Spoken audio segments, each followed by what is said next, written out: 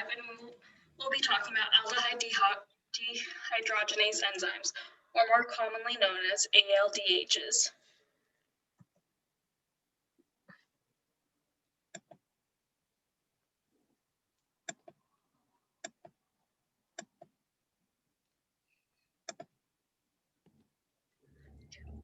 Alcohol consumption is an activity that people around the world partake in and have for many years. One slight problem associated with this activity is that alcohol contains a toxin called ethanol.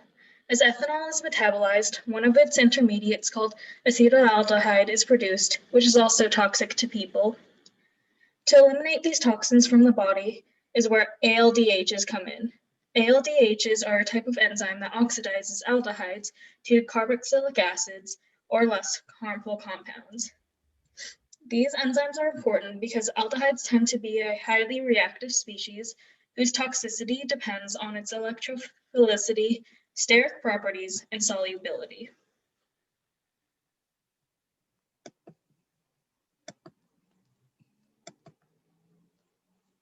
So how exactly do ALDHs process the toxins? While there are 19 known ALDHs in the human body, only a few of them specifically regulate the amount of acetaldehyde in the body.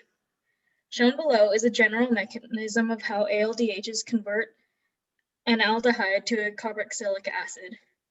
In this reaction, a sulfur from a cysteine on the enzyme's active site makes a nucleophilic attack on the carbonyl of the aldehyde.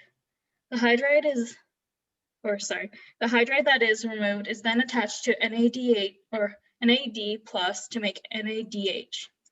A water molecule that is prepared by glutamate in the active site then attacks the carbonyl carbon, which results in the sulfur being kicked off.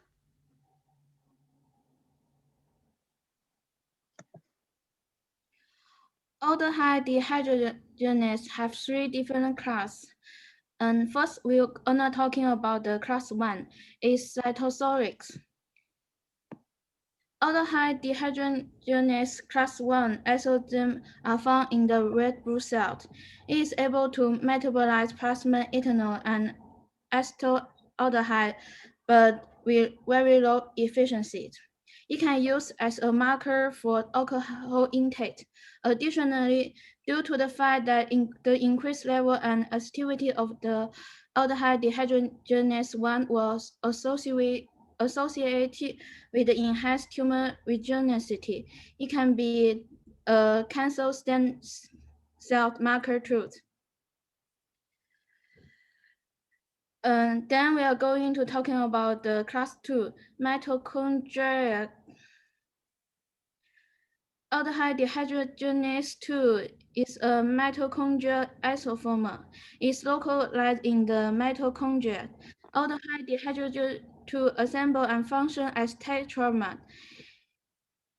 Needs for all four of its components to properly metabolize acetaldehyde.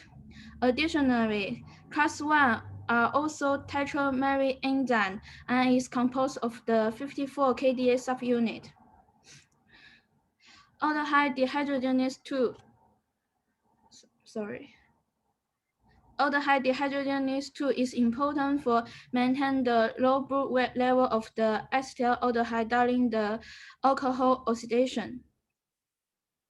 So the mutant of the aldehyde dehydrogenase 2 will lead to the Asian growth.